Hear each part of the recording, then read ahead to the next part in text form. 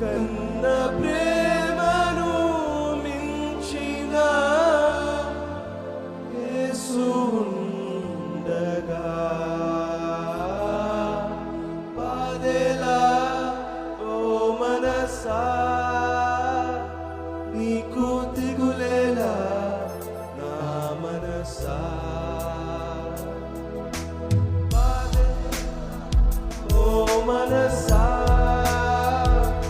నీకు దిగులేలా నా మనసా.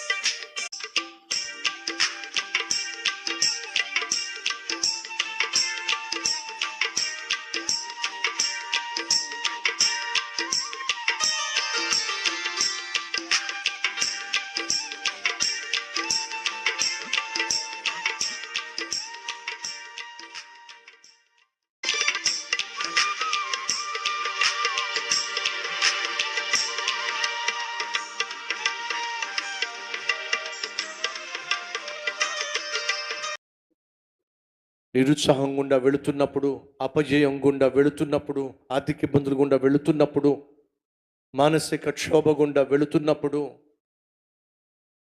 నువ్వు కలిగి ఉన్నటువంటి సమస్య కలిగించిన బాధను భరించలేని సమస్య గుండా వెళుతున్నప్పుడు, నువ్వు నీ కుటుంబము క్షేమంగా ఉండాలంటే, కాపాడబడాలంటే ఒకే ఒక్క మార్గం ఏంటో తెలుసా?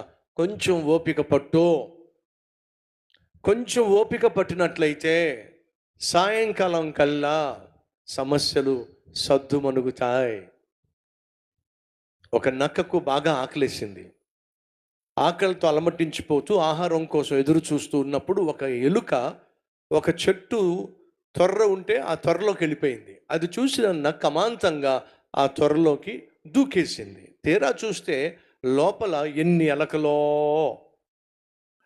కడుపు నిండా ఎలకలన్నిటినీ తినేసింది. కడుపు ఇంత అయిపోయింది.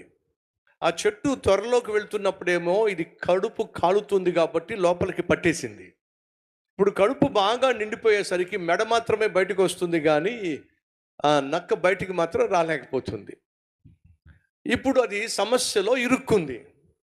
ఆ సమస్యలో నుంచి బయటికి రావాలని ప్రయత్నం చేస్తుంది. ఈరోజు నీ జీవితంలో ఏదో చేయాలని ఆశపడి, ఏదో పొందుకోవాలని ఆశపడి, ఏదో ఒక సమస్యలో చిక్కుకున్నావు. బయటకు రావాలని ఆశపడుతున్నావు, నీ వల్ల కావటల్లా. ఏం చేస్తే బయటకు వస్తావు? ఒక ముసలి నక్క వెళ్తూ ఉంది. ఆ ముసలి నక్క వెళ్తూ ఉంటే ఈ ఇరుక్కుపోయిన నక్క, తాతయ్య తాతయ్య నేను ఇరుక్కుపోయాను తాతయ్య, ఏదో ఒకటి చేసి తాతయ్య నన్ను బయటికి తీసుకురా తాతయ్య, ప్లీజ్ తాతయ్య అని అంటూ ఉంటే, ఆ తాతయ్య అంటే ముసలి నక్క చూస్తూ చూస్తూ, మనవడా ఏం చేసినా నువ్వు బయటకు వచ్చే ఛాన్స్ లేదు మనవడా. అదేంటి తాతయ్య, నువ్వు బహు అనుభవం కలిగిన వాడివి కాబట్టి ఏదో ఒక సలహా ఇస్తావనుకుంటే ఏం చేసినా బయటికి రాలేను అని అంటావేమిటి తాతయ్య? నేను చెప్తుంది నిజమేనా మనవడా? నువ్వు ఏం చేసినా బయటికి వచ్చే ప్రసక్తి లేదు. మరి నన్ను ఏం చేయమంటావు? ఏమీ చెయ్యొద్దు అంట. సాయంత్రం వరకు ఓపిక పట్టమంట. సాయంత్రం అయ్యేసరికి నీకు సమాధానం వస్తుంది. నా మాట నమ్ము. ఏమీ చేయకుండా సమాధానం ఎలా వస్తుంది తాతయ్య? నేను చెప్పింది చేయరా మనవడా. నువ్వు సాయంత్రం వరకు ఓపిక పట్టు, నీకు సమాధానం వచ్చేస్తుంది. నీ సమస్య తీరిపోతుంది. నీ సమస్యకు పరిష్కారం దొరుకుతుంది. ఓపికతో అలాగే ప్రశాంతంగా ఉండు. సాయంత్రం అయ్యేసరికి ఏం జరుగుతుందో చూడు. సరే తాతయ్య, నువ్వు చెప్పావుగా, సాయంత్రం వరకు ఓపికతో ఎదురు చూస్తా అని చెప్పి తలకాయ బయట పెట్టి అలా ఇలా చూస్తూ ఉంది. సాయంత్రం అయ్యేసరికి నాకు పట్టలేదనుకోండి, దేవుని కృపను బట్టి బాగా తిన్నటువంటి ఆ నక్క పొట్టేమైంది సాయంత్రానికి? లోపల తిన్నది కాస్త అరిగింది, పొట్ట కాస్త లోపలికి వెళ్ళింది, ఇది కాస్త జరిగింది, త్వరలో నుంచి బయటకు వచ్చేసింది. అది ఏమైనా చేసి సమస్యలోంచి బయటకు వచ్చిందంటారా? ఓర్పు సహనంతో బయటకు వచ్చిందంటారా? మీరే చెప్పాలి. జీవితంలో కొన్ని సమస్యలు నువ్వేదో చేస్తే కాదు పరిష్కారం దొరికేదే, మరే కేవలము ఓర్పు సహనముతోనే నీ జీవితంలో కొన్ని సమస్యలు తీరతాయి. బైబిల్లో ఒక చక్కని మాట ఉంది, లూకా సువార్త అనుకుంటున్నాను, లూకా సువార్తేనా, 21వ అధ్యాయం 19వ వచనం. లూకా సువార్త 21వ అధ్యాయం 19వ వచనము.